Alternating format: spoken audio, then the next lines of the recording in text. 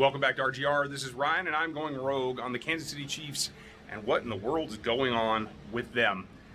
Make sure you like, sub, and hit the bell notification. I am still down here in the Bahamas and getting ready to wrap it up. If you saw my quick video from yesterday, the essence of the breakdown that maybe you missed the live stream after the ball game, and that's why I'm re-upping these to try to make sure that you all get a sense of what we're looking at.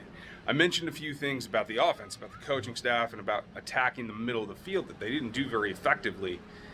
It's also something that comes down to the defense and what has to be done. And one is straightforward.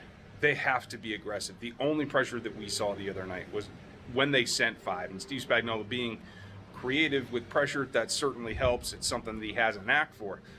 But even with Chris Jones, they have to be more aggressive. And that means that we have to see more blitz. You have to dedicate 5 to the pass rush. The rest of the season is just the way that it's going to have to go. With little or no production out of Frank Clark and Jaron Reed. And quite frankly, I don't know that there's any expectation that you can change that. That's going to be a problem. You'll get Chris Jones back eventually. You'll get your various Ward back eventually, and that will help some things. And if they can get back to a middling defense, in that teens range, anywhere low teens to upper 20s, it's still a team that can go a very long way and even win a championship. It's got to have it all put together, and that's what it comes down to.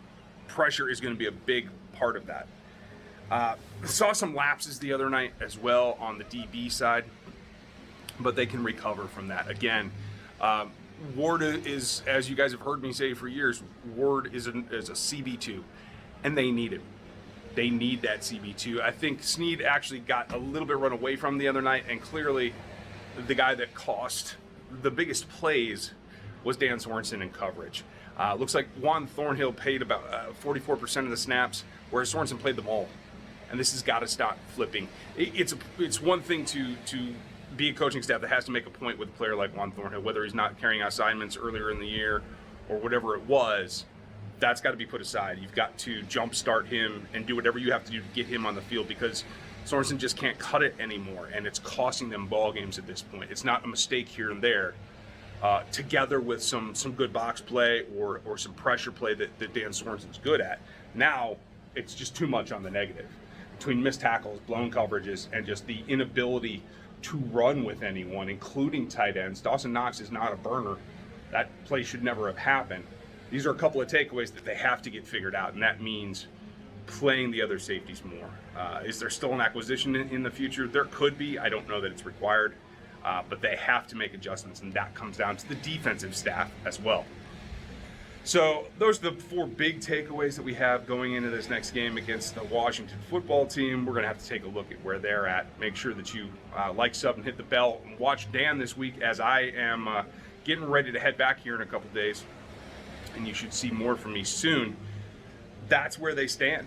This is gut check time. Not the end of the season, but this is gut check time. We'll see what they come up with. Make sure you like, sub, and hit the bell. I'll be back in studio here in the next couple of days. We'll talk to you then. Have a good one. This is RGR. Thanks for watching this video from the team at RGR Football. Click these videos to see more and subscribe to RGR Football.